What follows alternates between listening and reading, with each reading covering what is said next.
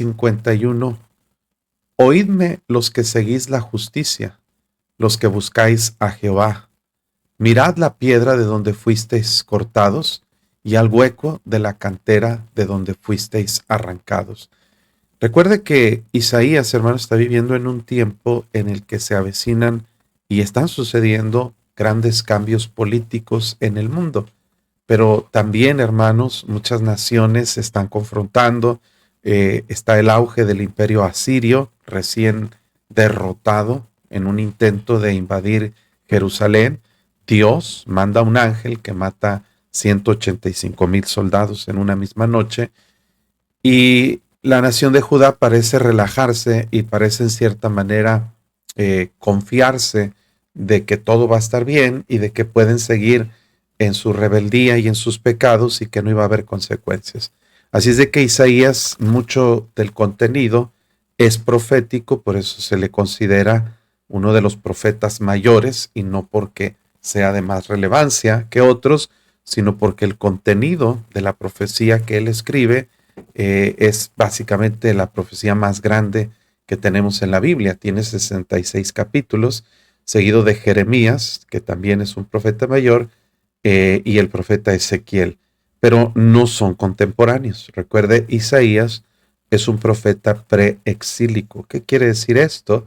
Que es un profeta que tiene su ministerio antes del exilio de Babilonia, de la cautividad de Babilonia. Vamos a ubicarnos en el 700 al 680 que termina el ministerio de Isaías antes de Cristo. Estamos en ese transcurso de tiempo en el que se escribió esta profecía. Profetas contemporáneos, Miqueas y Oseas, profetas que anunciaron al pueblo de Israel, al pueblo de Judá, porque Israel ya había sido llevado cautivo por los asirios, destruido prácticamente y mezclado y creado una nueva raza de lo que le llaman los samaritanos en la Biblia.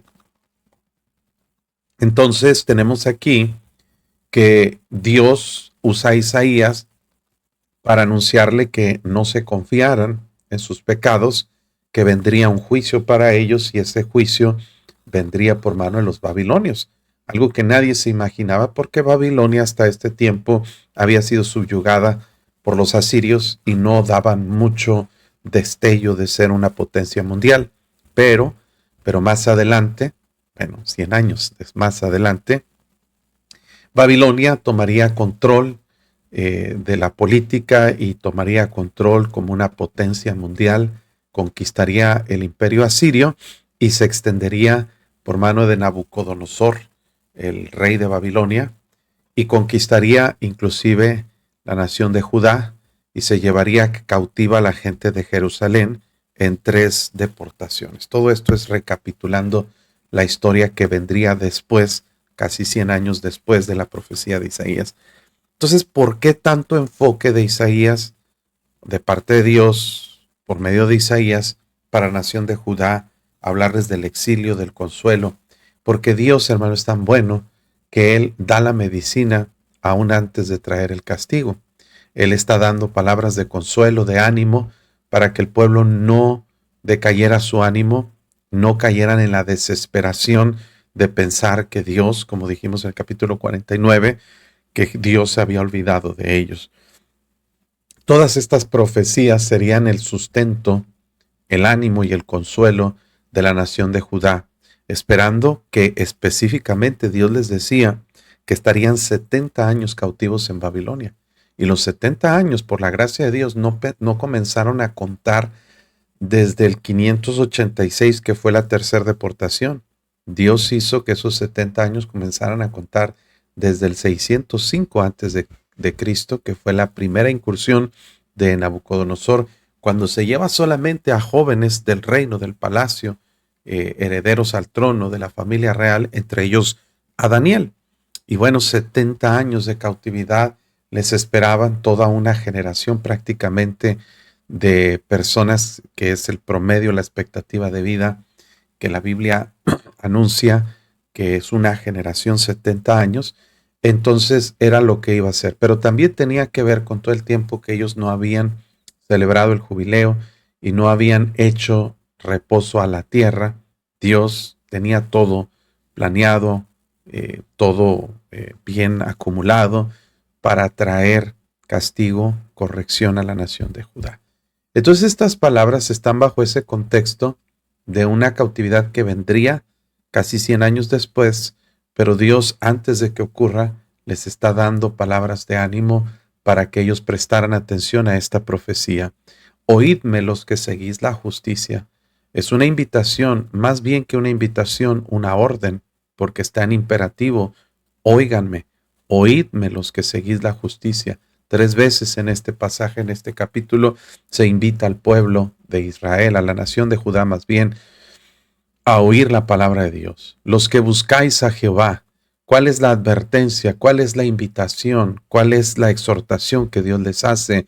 Mirad a la piedra de donde fuisteis cortados y el hueco de la cantera de donde fuisteis arrancados. Aquí, hermanos, está usando una analogía para llevar al pueblo de Israel a hacer un recordatorio del pasado, de dónde fueron sacados, cuál fue el origen primero de la nación de Israel, cuándo comenzó, de dónde viene. Y bueno, pues Dios es claro también en mostrar a qué se refiere con esta piedra donde fueron cortados y el hueco de la cantera donde fueron arrancados. Les dice en versículo 2, mirad a Abraham vuestro padre. A eso se refiere la roca donde fuisteis cortados, y a Sara que os dio a luz, el hueco de donde menciona el hueco de la cantera donde fueron tomados, porque cuando no era más que uno solo lo llamé y lo bendije y lo multipliqué. Dios está aludiendo a la memoria de la nación de Judá para que ellos recordaran cuáles fueron sus inicios más remotos, cuando era una sola persona. Y estamos hablando de un hombre anciano de 75 años, cuando Dios lo llamó para salir de su tierra y de su parentela, que siendo un hombre que ya no tenía posibilidades de procrear y ya no tenía una esposa que pudiera dar a luz a un hijo, Dios les dio una promesa. Dios tomó a esa familia de Abraham y Sara, una familia de ancianos, para salir de su tierra, de su parentela, y 25 años después, Dios cumple la promesa de darles un hijo. ¿Y por qué Dios esperó 25 años? Porque Dios quería confirmar que no hubiera ninguna posibilidad de que alguien dijera que era algo natural lo que estaba sucediendo en Sara y Abraham, ya que Sara era estéril y Abraham y ella ya tenían 100 y 99 años respectivamente. Así es de que Dios dice, acuérdate de esto, ¿de dónde viniste? De un milagro. De ahí comenzó la nación de Judá. De ahí comenzó, más que una sola persona, los bendije y luego dice, los multipliqué. Es decir, Dios está diciendo, si tú traes a la memoria de dónde saliste y lo que yo he hecho contigo, cómo te he bendecido, cómo te he multiplicado y cómo te he formado para ser una nación grande, una nación fructífera de millones de personas, eso nos va a traer un recordatorio de que si Dios pudo hacer eso, Dios puede hacer lo que ahora va a anunciar. Entonces, la memoria es el mejor alimento de la fe. ¿Por qué, hermanos? Porque cuando recordamos de dónde nos sacó el Señor, qué es lo que Dios ha hecho en nuestra vida, muy fácilmente podemos aprender a confiar más en Él. Cuando un bebé, hermanos, empieza a caminar, tiene miedo porque enfrenta un reto desconocido. El bebé tiene miedo a pararse, el bebé tiene miedo a soltarse por sí mismo, pero poco a poco ese miedo se va acabando porque la experiencia lo lleva a recordar que tiene la capacidad de hacerlo, lo lleva a fortalecerse y lo lleva a ser más confiado y al rato anda, corre y corre el niño por todos lados. Y bueno, así es la fe. La fe comienza, como Jesús dijo, con un grano de mostaza. Por eso dijo, si tuvierais fe como un grano de mostaza. No está diciendo el Señor que Él quiere que nuestra fe sea microscópica o pequeña, sino por el potencial que tiene la semilla de mostaza, la cual Él mismo dijo que es la más pequeña de todas las semillas, pero cuando crece se convierte en un árbol y dice que aún las aves vienen y hacen sus nidos en sus ramas. Entonces así debe ser nuestra fe, pero comienza con un grano de mostaza, con un pequeño titubeo, con un pequeño temor, con un quizá, puede ser, a lo mejor, Pero aventurarnos a confiar en Dios con ese temor, con esa incertidumbre, como en aquellos casos, ¿verdad? Cuando oímos, tengo un mensaje que se llama quizá, o la fe como un grano de mostaza, comienza con un quizá. Recuerde que cuando Jonás predicó en Nínive, toda la gente de Nínive, el rey de Nínive mandó convocar ayuno a toda la nación, desde el más pequeño hasta el más grande, y dijo, vamos a arrepentirnos, vamos a vestirnos de cilicio, quizá Dios tenga misericordia de nosotros. Vamos a ver, quizá. Pero ese quizá se vuelve una certeza que va siendo más fuerte cada vez conforme vamos recordando todo lo que Dios ha hecho en el pasado. Si Dios nos salvó, si Dios nos cambió y nos transformó, Él puede seguir haciendo la obra a nosotros hasta completarla. Versículo 3, ciertamente, y es una declaración absoluta, como una declaración, hermanos, contundente de parte de Dios, una afirmación de que ciertamente consolará Jehová a Sión, consolará todas sus soledades y cambiará su desierto en paraíso. Está hablando, hermanos, de la restauración de la nación de Judá después del exilio. Pareciera ser en esos momentos que va a enfrentar Judá mucho tiempo después de esta profecía, que los babilonios llegan, hermanos, ellos iban a presenciar cómo iban a destruir los muros, quemar las puertas, destruir el templo de Jerusalén, que era su emblema principal religioso, y la nación de Judá quedaría desconcertada pensando qué va a pasar con nosotros. Se ha olvidado Jehová de nosotros. Inclusive esas declaraciones estaban previstas por Dios en el capítulo 49, donde dice Dios, no, cuando venga este pensamiento, acuérdate, se olvidará la mujer de lo que dio a luz para dejar de compadecerse del fruto de su vientre. Y luego Dios dice, aunque olvide ella, yo nunca me olvidaré de ti. En las manos te tengo grabada. Preciosas declaraciones, que Dios estaba contemplando todas las posibilidades de que el pueblo perdiera la fe. Y dice, mira, esta profecía que se está dando 100 años antes, tienes que grabarla, documentarla bien, porque es un hecho totalmente seguro. Ciertamente consolará Jehová a Sión, consolará todas sus soledades y cambiará su desierto, hablando en un sentido figurado, en una metáfora, como la nación estaba desolada, estaba destruida, estaba desierto, y dice, la convertiré en un paraíso. Es la misma palabra que se usa para describir aquel lugar en el que Dios puso a Adán y Eva en el jardín del Edén, un paraíso terrenal. Dios está diciendo que una ciudad desierta sería convertida en un paraíso. ¿Por qué? Porque Dios consolaría a su pueblo. Y su soledad, dice, en huerto de Jehová. Esta es la declaración. El jardín de Dios, el huerto de Jehová. Se hallará en ella alegría y gozo, alabanza y voces de canto. Note, hermano, cómo Dios confirma a su pueblo que aunque las cosas estaban pasando difíciles o pasarían difíciles en la cautividad y parecería no haber esperanza y parecería no haber futuro, Dios dice, hay una declaración totalmente cierta. Yo voy a actuar para bien, para restaurar, para consolar y para transformar la condición del pueblo. Y es algo que nos debe llevar a nosotros a tener confianza. Si Dios en el pasado nos ha ayudado, nos ha transformado y nos ha cambiado, no importa qué sombrías se vean las circunstancias en nuestro presente o en nuestro futuro, Dios promete, hermanos, que el final de nosotros será glorioso, que el final de nosotros será una obra terminada.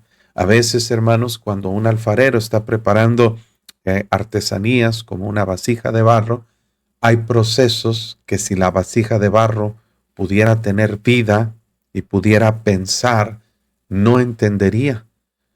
Principalmente imagine la masa de barro cuando el alfarero la toma y con sus manos empieza a amasar, molestando, distorsionando. ¿Para qué? Para deshacer los grumos que hay en esa masa. Y si la masa fuera pensante, usando una figura, ¿verdad?, retórica, una tipo fábula, la masa diría, ¿verdad?, ¿por qué me estás golpeando?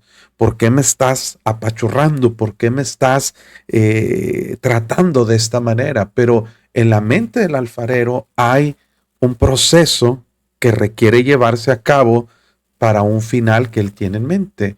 Lo que tiene en mente el alfarero no es la comodidad de la masa de barro, lo que tiene en mente es el producto final que quiere lograr con esa masa.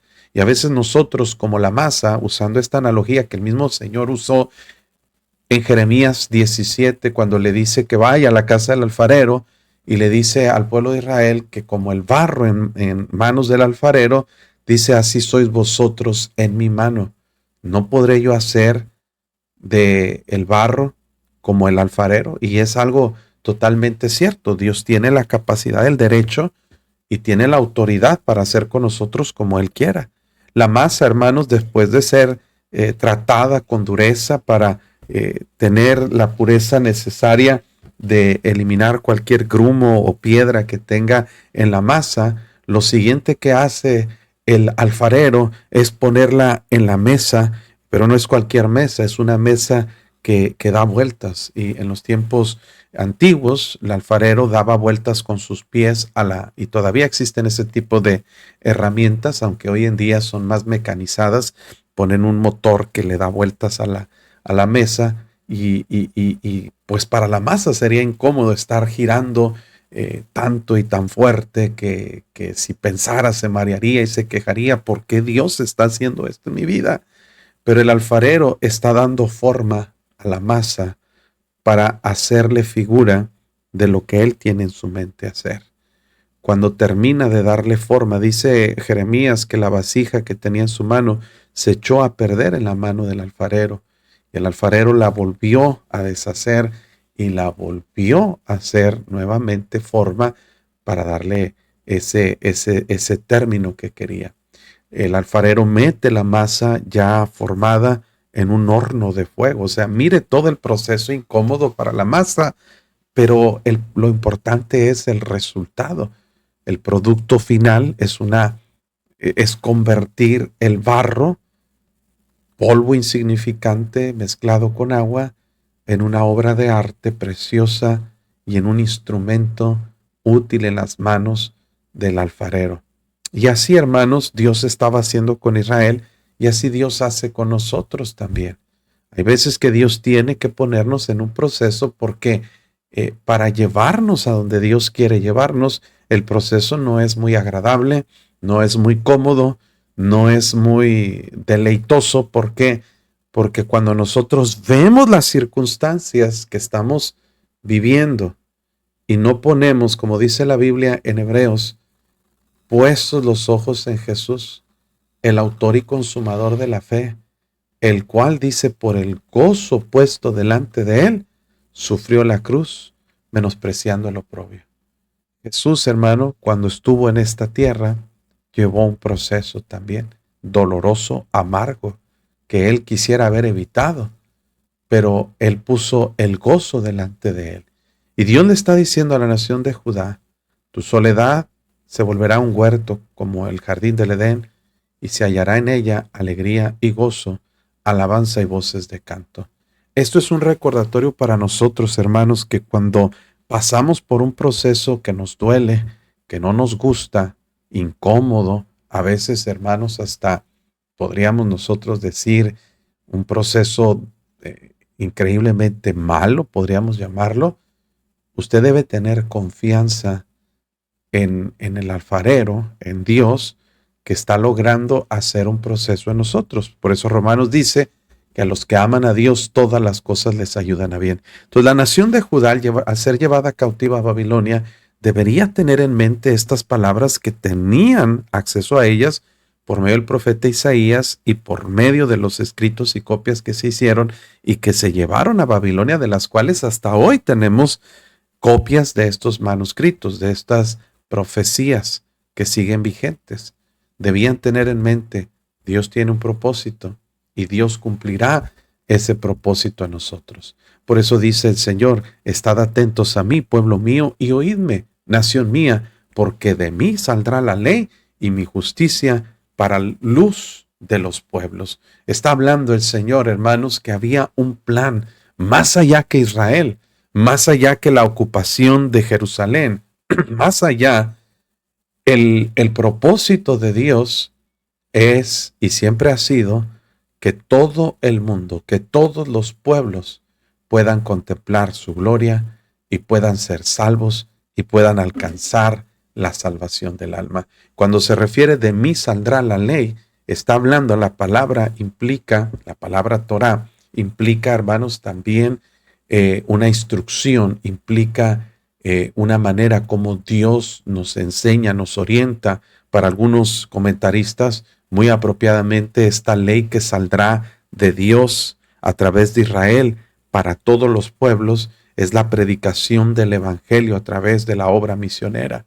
Este es el plan de Dios. Mi justicia, la palabra mishpat también puede aplicar como una justicia impuesta, como la salvación del alma para luz de los pueblos. Dios quería que a través de Israel se lograra un propósito fundamental, que todas las naciones, que todos los pueblos conocieran y pudieran observar la luz del Dios de Israel. Y mire, a través de Israel tenemos la palabra de Dios.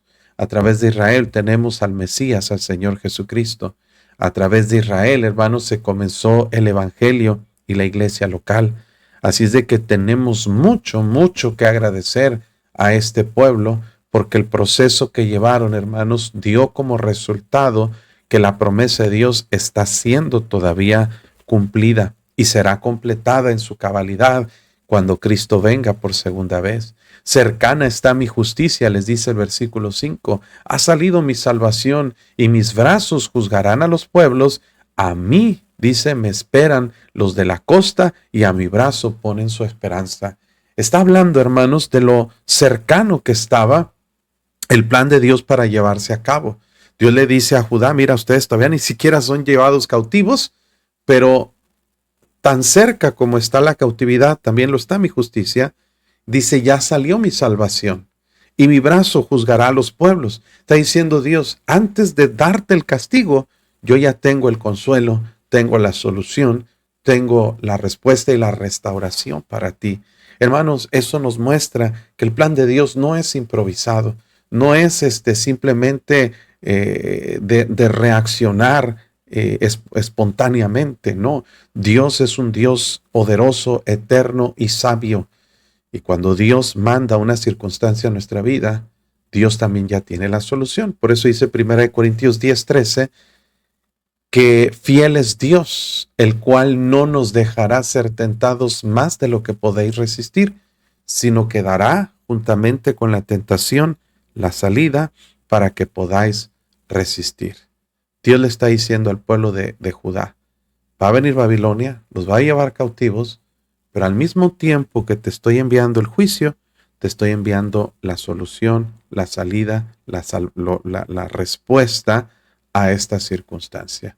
Yo ya tengo el plan que voy a hacer, no solo con Asiria, pero también con Babilonia, inclusive cómo los medopersas iban a conquistar Babilonia y cómo los medopersas serían castigados por el imperio griego, y cómo los griegos serían dominados por los romanos y cómo los romanos sucesivamente serían también derrocados. Así es de que Dios tiene un plan eterno y le está diciendo al pueblo, mira, van a pasar cosas difíciles.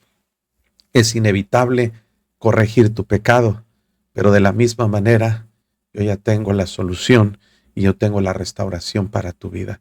Y esto nos lleva a nosotros, hermanos, a entender cuál es el modus operandi de Dios, cuál es la manera que Dios trabaja. Porque de la misma manera que lo hizo con la nación de Judá, lo hace con nosotros. A veces Dios tiene que permitir en nuestra vida una circunstancia difícil. Tal vez una situación de salud de alguien cercano a nosotros. Tal vez una situación laboral, económica, una situación de cualquier índole. Dios permite esa circunstancia. Dios no la provoca. Son nuestras propias acciones lo que lleva a cabo esas consecuencias. Porque aquí no era Dios un niño con una lupa en la mano quemando hormigas a voluntad. No, no era Dios caprichoso metiendo en problemas al pueblo para luego salvarlo. Esa a veces es la perspectiva escéptica de algunas personas que niegan someterse a Dios, pero no es eso. Es que la gente ha rechazado a Dios. es que la nación de Judá se metió en problemas graves de sincretismo religioso e hicieron enojar a Dios, y ahorita lo vamos a ver. Alzad a los cielos vuestros ojos, les dice el versículo 6, y mirad abajo a la tierra, porque los cielos serán deshechos como humo, y la tierra se envejecerá como ropa de vestir. Hablando Dios, hermanos, a una alusión cósmica de cómo debían ellos contemplar que todas las cosas en esta tierra son pasajeras. Menciona, por ejemplo, mirad abajo la tierra, dice, los cielos serán deshechos como humo. Usted puede observar el humo que parece denso en ocasiones, pero no dura por mucho tiempo. Es un proceso de combustión incompleta que termina por mitigarse y por desaparecer. Y luego habla de la tierra que se envejecería como ropa de vestir. Pareciera ser, hermanos, que este universo es eterno. Pareciera ser que este universo tiene miles de millones de años, como dice la gente, pero Dios dice, no, tú lo que debes entender que todo esto es momentáneo, es temporal. De la misma manera, dice, perecerán sus moradores. Si la tierra y los cielos van a pasar porque Dios se va a encargar de que así suceda, ¿cuánto más los moradores? La gente en este mundo solamente puede pasar un viaje, hermanos, de entre 70 y 80 años. A lo más, gente robusta. Hoy en día la expectativa de vida se está aumentando. Tenemos aquí una hermana muy sana que tiene 90 años de edad y que todos los días mira la transmisión y parece ser que le queda todavía la otra mitad, ¿verdad? Pero ¿sabe qué? Dios dice, aún así los moradores van a perecer, todos vamos a morir, pero mi salvación será para siempre, mi justicia no perecerá. Es decir, a veces parece que Dios se tarda mucho, como en segunda de Pedro, el apóstol Pedro decía, ¿verdad?, que alguna gente cuestionaba dónde está la promesa de su advenimiento. Pensamos nosotros, ¿verdad? Pues ya pasaron 2000 años, ¿cuándo va a venir el Señor? Pero dice la Biblia que el Señor no retarda su promesa. Vamos a ver este pasaje, según algunos la tienen por tardanza. Mire, versículo 4. ¿Dónde está? Sabiendo primero esto, en los postreros días vendrán burladores andando según sus propias concupiscencias y diciendo, ¿dónde está la promesa de su advenimiento? Porque desde el día que los padres durmieron, todas las cosas permanecen así como desde el principio de la creación. Estos ignoran voluntariamente que en el tiempo antiguo fueron hechos por la palabra de Dios los cielos y también la tierra que proviene del agua y por el agua subsiste, por lo cual el mundo entonces pereció anegado en agua. Pero los cielos y la tierra que existen ahora están reservados por la misma palabra, guardados para el fuego en el día de juicio y la perdición de los hombres impíos. Mas, oh amados, no ignoréis esto, que para el Señor un día es como 1000 años y 1000 años como un día. Esto, hermanos, debo hacer un paréntesis para aclarar que esta no es una medida de interpretación profética. He escuchado personas que usan este versículo para decir que, por ejemplo, Oseas 6 dice que al tercer día nos dará vida, y luego dicen algunos, bueno, como dice 3 días y la Biblia dice que para el Señor un día es como 1000 años, entonces 3 días son 3000 años. Eso es espiritualizar las escrituras y es una interpretación incorrecta. No lo puede usar como medida para cuantificar un lapso de tiempo. No se puede, no es correcto, no es bíblico, no está bien, no va a funcionar. Es lo que hacen los testigos de Jehová y otras sectas que tratan de espiritualizar la escritura para interpretarla a conveniencia. No es una medida de tiempo para utilizar. Es una figura que usa Dios para ilustrarnos que para Dios el tiempo no es como para nosotros. Usted y yo podemos medir el tiempo, pero Dios no se rige por el tiempo ni el espacio. Para Dios, hermanos, el tiempo no significa absolutamente nada. Para Dios 1000 años, 2000 años es como un día, como el año que ya pasó. Por eso dice en el contexto, el Señor no retarda su promesa, según algunos la tienen por tardanza, sino que es paciente para con nosotros. ¿Cuál es el propósito de que Dios se tarde? Que no quiere, dice, que ninguno perezca, sino que todos procedan al arrepentimiento. Así es de que Dios dice, sí, mira, la tierra va a pasar, los cielos van a pasar, pero mi salvación será para siempre. Mi justicia no perecerá. Oídme, segunda vez, llamada atención. Hey, escúchenme, volteen para acá. Los que conocéis justicia, pueblo en cuyo corazón está mi ley. Fíjense a quiénes está hablando: a los que confían, a los que buscan la justicia, a los que tienen la ley de Dios en sus corazones, y les dice: no temáis afrenta de hombre, ni desmayéis por sus ultrajes. Sí, las circunstancias son inevitables porque Dios determinó que así sucediera para corregir el pecado de Judá, pero dice: no tengas miedo, no desmayes por sus ultrajes. Realmente, hermanos, las cosas que iban a pasar como nación serían extremas, serían dolorosas, pero Dios dice: tengan calma, porque como a vestidura los comerá polilla. Está hablando de los babilonios, que eran aquellos que iban a traer juicio contra Judá.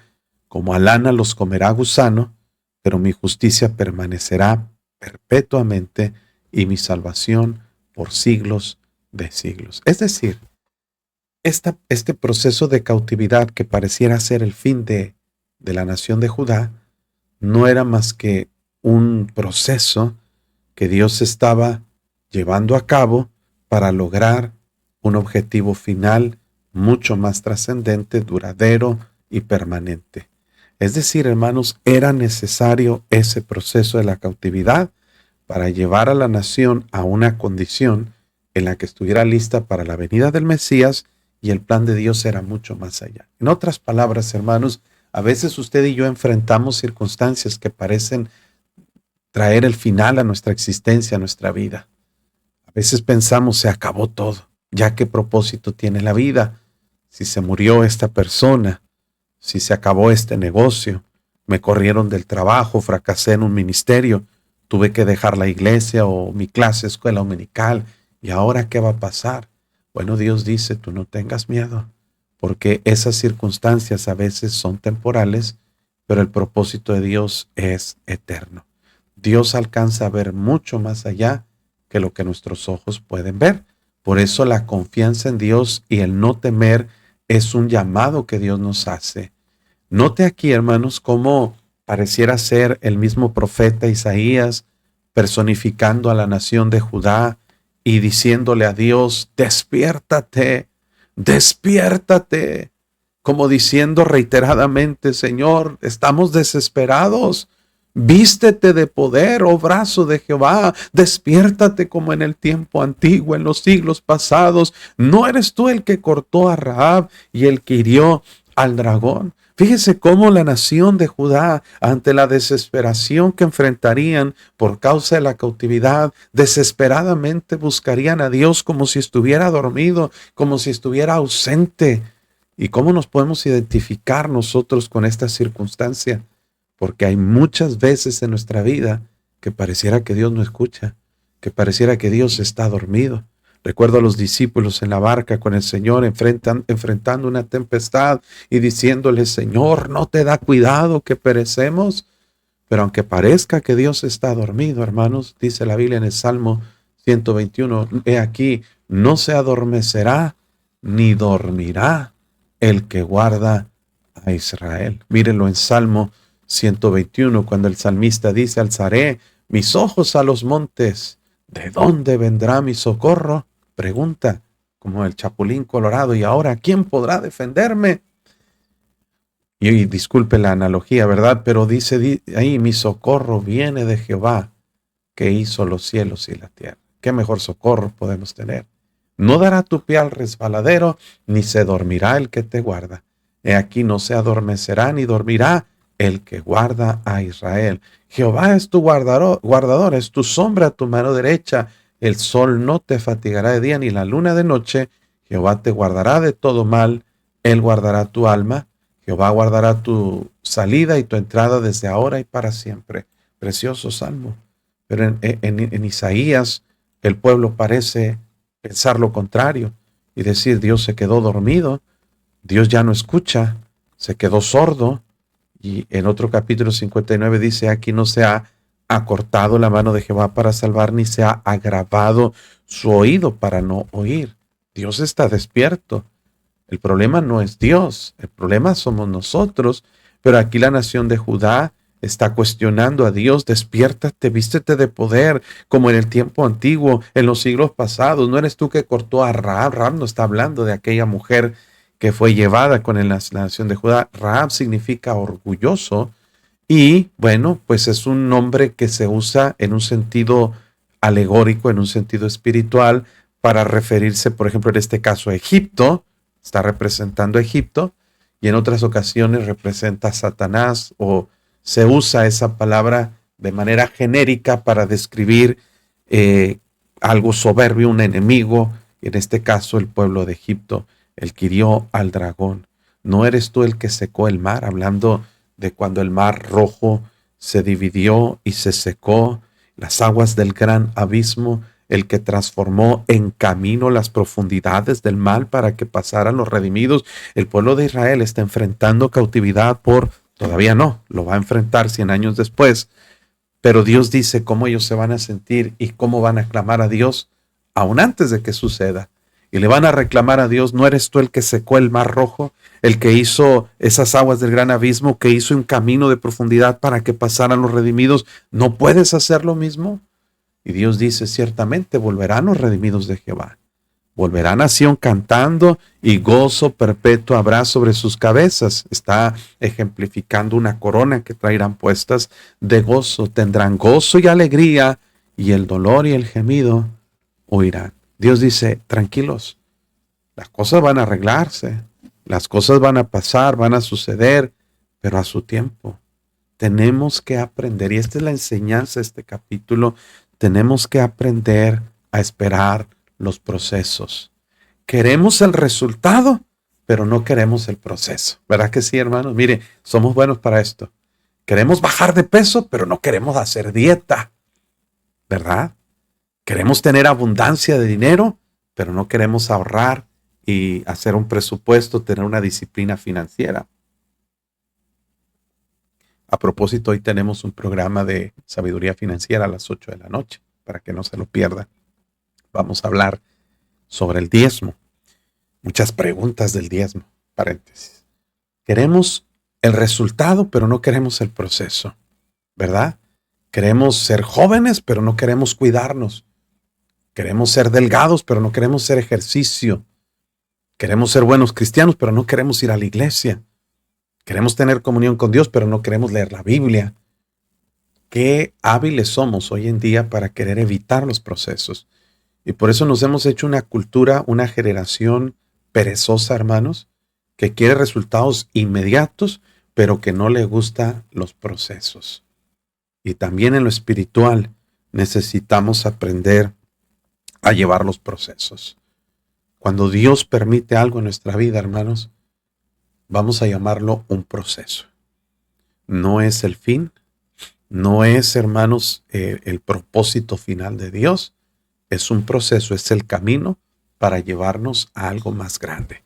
Cuando usted y yo aprendamos a mirar las cosas de esa manera, nuestra vida va a cambiar y nuestra actitud va a cambiar, porque siempre, hermanos, somos tan fluctuantes que somos como bebés. Usted ve los bebés, ¿verdad? Le quitas la paleta al bebé y el bebé empieza a llorar y a quejarse, y como si la vida se le hubiera acabado. Pero ¿sabe qué? El bebé debe entender que la paleta le quita el hambre y le puede causar problemas a largo plazo. Entonces, la confianza que nos lleva a la madurez es a entender: si Dios permite un proceso, es porque hay un fin del camino. Si estoy en un camino, hay un final, hay un resultado que viene. Entonces debo poner el gozo delante de mí. ¿Qué significa eso? Jesús puso el gozo delante de él. Por el gozo puesto delante de él sufrió la cruz, menospreciando el oprobio. ¿Qué es lo que hizo Jesús? En lugar de poner sus ojos en la cruz, en los golpes, como ayer hablábamos de los que le mesaban, le arrancaban la barba, los esputos, el escupirle el rostro, en lugar de poner sus ojos en el proceso, puso sus ojos en el resultado. Isaías 53 dice: verá el fruto de la aflicción de su alma y quedará satisfecho. Es decir, lo que Jesús estaba viendo no eran los clavos, sino el resultado de esos clavos. Que al pasar ese proceso, Jesús estaba pagando el precio por nuestra salvación. Entonces Jesús no veía los azotes, veía a usted y a mí sentados allí con Cristo juntamente en los lugares celestiales. Nos veía a nosotros redimidos del pecado, redimidos, hermanos, totalmente de la condenación, y por el gozo que eso traería puesto delante de él, sufrió la cruz, menospreciando el oprobio. Esa es la mejor y más grande enseñanza que podemos recibir del ejemplo de Cristo, de poner los ojos en el gozo y no en el oprobio. Y es lo que le está diciendo Dios a la nación de Judá. Volverán los redimidos, van a venir. Volverá nación cantando y gozo perpetuo sobre sus casas. Tendrán gozo, el dolor y el gemido huirán. Ya no habrá lugar para ellos. Y luego ratifica Dios, yo soy vuestro consolador. ¿Quién eres tú para que tengas temor de hombre, que es mortal, y del Hijo del Hombre, que es como heno? Esto cambia totalmente la perspectiva de nuestras aflicciones y quebrantos. Dios está diciendo, ¿por qué tienes temor de algo tan inferior como lo es un hombre mortal, un emperador Nabucodonosor, que no es nada? Y prueba de ello, Dios lo hizo que anduviera como un animal arrastrándose. Para Dios, nuestros problemas y dificultades no es nada. Tú sabes que Dios, sí sabes que Dios puede cambiar tus circunstancias instantáneamente. ¿Sabes que Dios podría proveerte esa necesidad que tú tienes ahora mismo? Y bueno, ¿y por qué no lo hace? Porque necesitas llevar el proceso, porque si no, nunca vas a aprender a cuidar tu dinero. Vas a estar siempre dependiendo que Dios te dé y te dé y te dé y te dé. Y hasta que no aprendas a llevar el proceso y lograr el resultado, Dios no te va a quitar esas dificultades, porque Dios no está interesado en cambiar tus circunstancias. Dios está interesado en cambiarte a ti. Dios dice, ¿tú por qué te enfocas en las circunstancias, en el proceso, y no entiendes que hay una razón, que hay un fin para este propósito, para ese proceso?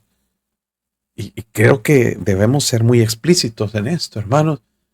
Estás todo agüitado porque te detectaron diabetes, y es un proceso que Dios está permitiendo en tu vida para que cambies tus circunstancias, para que cambies tu alimentación, porque te estás matando a ti mismo. Te detectaron cáncer, hermano. Bueno, yo sé que esto es algo serio, pero Dios tiene un propósito para eso. Dios tiene un propósito para cada cosa que pasa en nuestra vida. Por eso dice, yo soy tu consolador. La palabra aquí es la palabra que en griego se traduce como paracletos, que en hebreo es ser, tu ayuda, tu fortaleza, que es la palabra que se le da al Espíritu Santo. ¿Quién eres tú? No hablando en términos despectivos, sino por qué te enfocas en poner tu mirada en las cosas terrenales y no en los propósitos de Dios.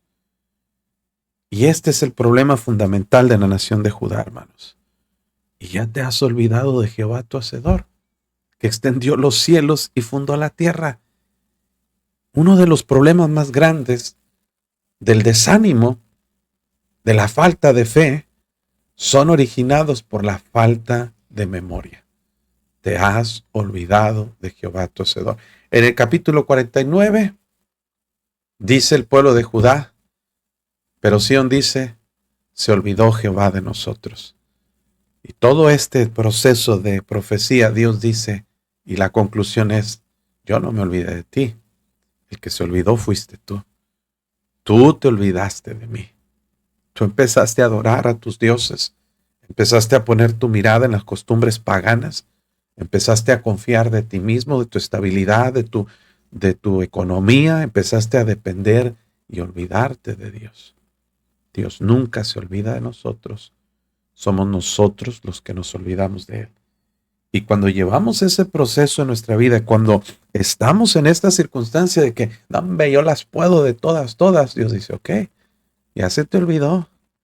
Ya se te olvidó de dónde saliste, ya se te olvidó de dónde viene todo, ya se te olvidó quién te da la vida, quién te da las fuerzas. Y ahora nosotros, nada, ¿por qué le tengo que dar a Dios? Le doy al gobierno y ahora darle a Dios. Ok, no me des. ¿Por qué tengo que servir a Dios? Sirvo a mi jefe, sirvo a esto, sirvo al otro y también a Dios. Y nos ponemos nosotros en una condición que se nos olvida de dónde salimos. Por eso dice, mirad la piedra donde fuiste cortados. No se te olvide, no se te olvide dónde saliste. No se te olvide que eres polvo. No se te olvide que antes de que Dios estuviera en tu vida, eras un desorden, eras un fracaso. Estabas totalmente destruido, totalmente sin posibilidades. No se te olvide de dónde te sacó Dios y no se te olvide el poder que Él tiene. Y luego mire, la falta de memoria conduce estrés y ansiedad. Y todo el día, porque te olvidaste de Jehová, todo el día temiste continuamente del furor del que aflige cuando se disponía para destruir. Pero ¿en dónde está el furor del que aflige? O sea, Dios está diciendo, te olvidaste de Jehová y la consecuencia de esa falta de memoria fue un temor recurrente, estar angustiado, agobiado, triste. ¿Por qué? Porque se te olvida que Dios tiene poder para hacer todas las cosas, que Dios está en control de tus circunstancias y nos enfocamos, hermanos. ¿Se acuerda cuando Pablo decía, por tanto, dice, vamos a verlo en 2 Corintios capítulo 4, me encanta esta manera como Pablo resume lo que es el sufrimiento y hablando una serie de cosas que Pablo realmente sufrió, dice el apóstol Pablo, teniendo acá más adelante, porque todas estas cosas padecemos por amor a vosotros, para que abundando la gracia, por medio de muchos, la acción de gracia sobreabunde. Por tanto, no desmayamos. Estas son las declaraciones de Pablo. Si Pablo pudiera hablar con nosotros, y puede hacerlo a través de sus escritos inspirados por Dios, nos diría Pablo, mira, sí, las cosas están difíciles, están duras, sí. Por tanto, dice, no desmayamos, no nos desanimamos, no nos desalentamos, no nos frustramos. Antes, aunque nuestro hombre exterior se va desgastando, el interior, no obstante, se renueva de día en día. Y mire dónde está la clave para no desmayar. Entender que la tribulación número uno es leve, esta leve tribulación. A ver, Pablo, espérame. 7 veces fue encarcelado Pablo, según nos dicen escritos del primer siglo.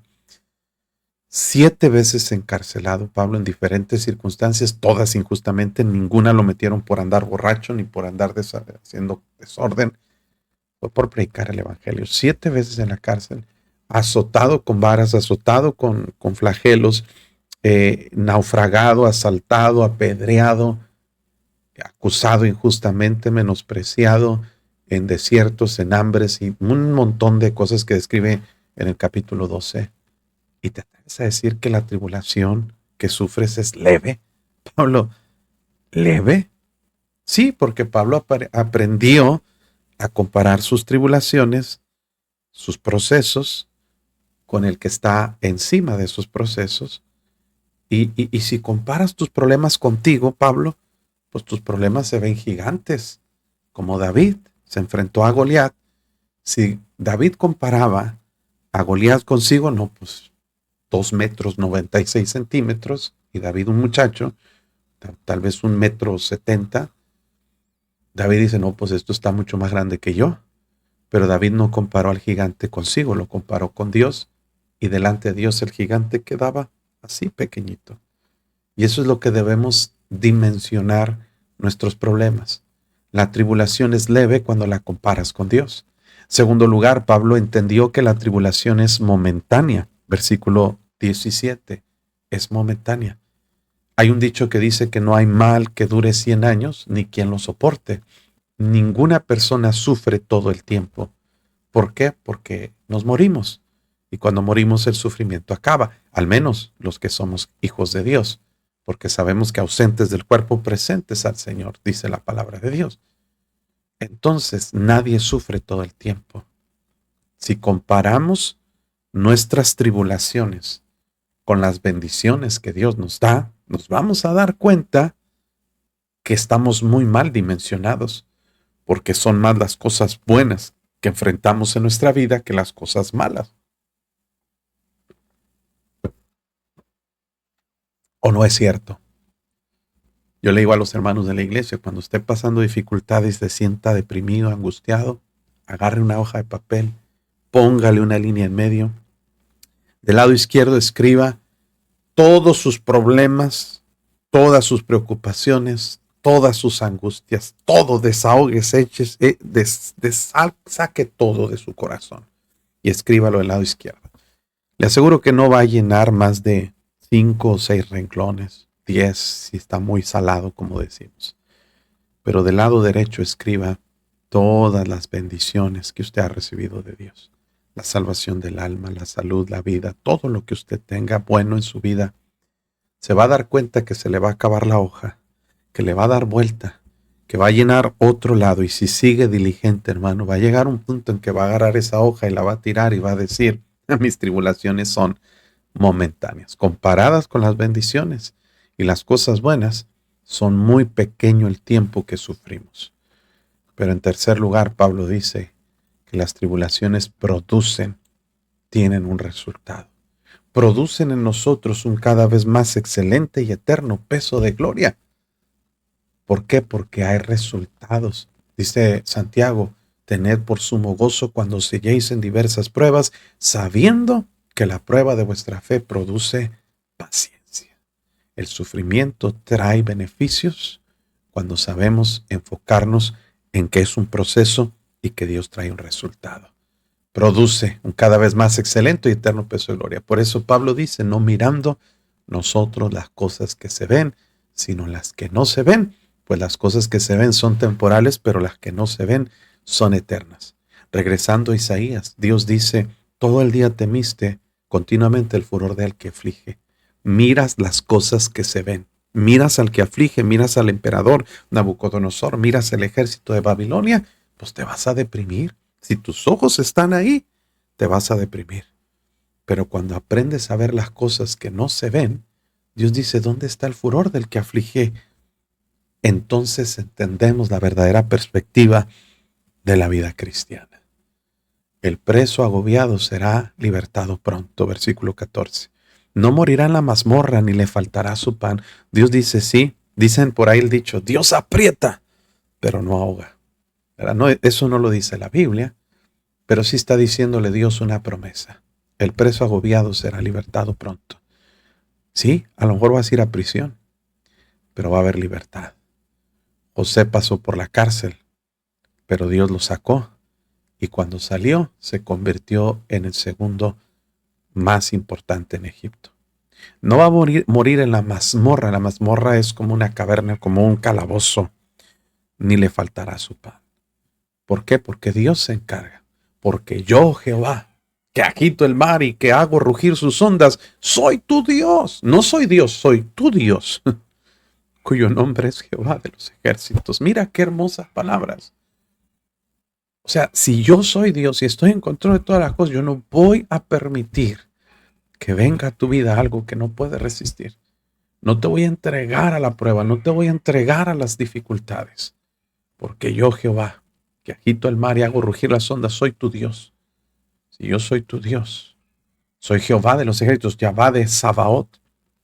Está hablando de un nombre de alta autoridad, de soberanía y supremacía sobre todas las cosas. Y en tu boca he puesto mis palabras. Y con la sombra de mi manto te cubrí, extendiendo los cielos, echando los cimientos de la tierra y diciendo a Sión, pueblo mío eres tú. Mire, qué hermosa declaración de amor de Dios. Yo soy tu Dios y tú eres mi pueblo.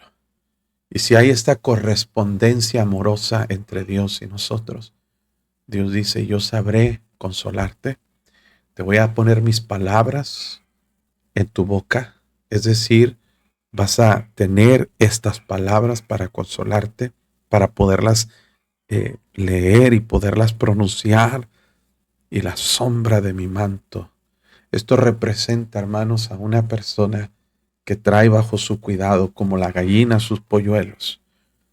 Dice, el que habita al abrigo del Altísimo morará bajo la sombra del Omnipotente, extendiendo los cielos y echando los cimientos de la tierra.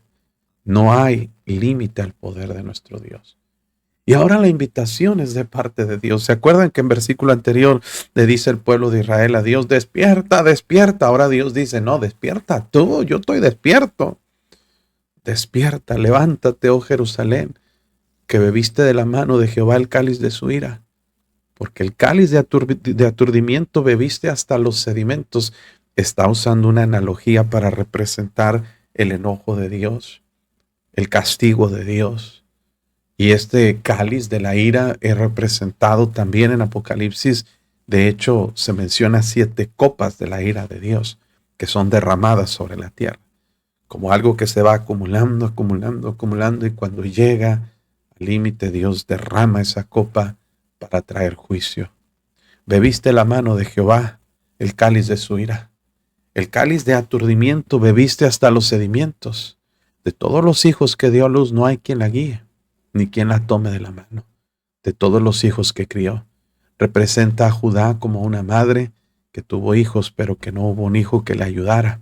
En los tiempos bíblicos los hijos honraban a los padres y tenían cuidado de ellos cuando eran mayores y cuando tenían necesidad. No hay quien te tome de la mano de todos los hijos que crió. Estas 2 cosas te han acontecido, causa del juicio de Dios, asolamiento y quebrantamiento. Esa era una que venía en conjunción, hambre y espada.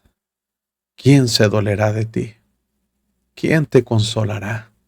Diciendo Dios, tus hijos desmayaron, estuvieron tendidos, dice ahí, en las encrucijadas de todos los caminos, como antílope en la red, llenos de la indignación de Jehová, de la ira del Dios tuyo. Dios está explicando, hay una razón para esto que estás enfrentando, el juicio de los babilonios, la cautividad. Tú bebiste el cáliz de la ira de Dios porque hiciste enojar a Dios. Hay consecuencias, hay juicio, hay castigo, hay un resultado de que la gente que pensabas que podía ayudarte no te va a poder ayudar. Van a estar totalmente llenos de indignación de Jehová, de la ira del Dios tuyo. Oye pues ahora esto, afligida, ebria y no de vino. Dice, mire la misericordia bondadosa de Dios.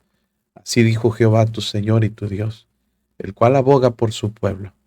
He aquí he quitado de tu mano el cáliz de aturdimiento, los sedimentos del cáliz de mi ira, nunca más los beberás.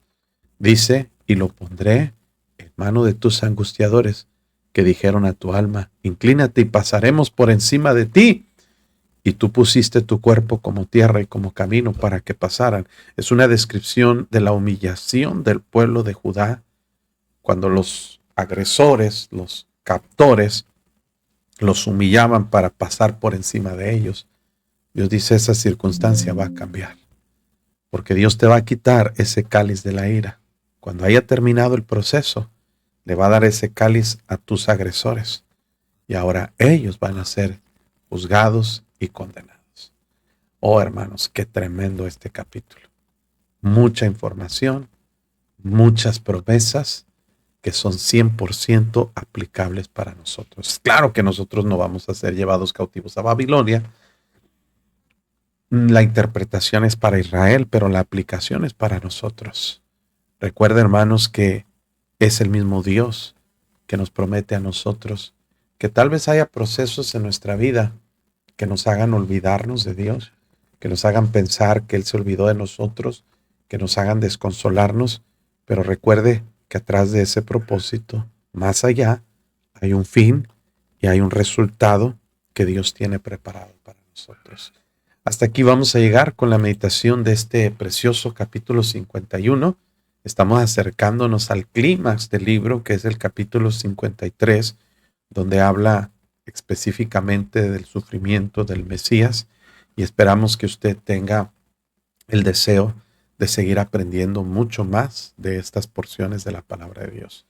Vamos a invitarle nada más a que si usted está escuchando esto en grabación, por favor le dé like a la publicación, escriba en los comentarios de dónde nos está escuchando. Es muy importante eso para activar los algoritmos de las redes sociales, que cuando usted le da like a algo, Facebook y YouTube dice, ok, esto es interesante para estos, vamos a recomendárselo a otros que ven contenido similar.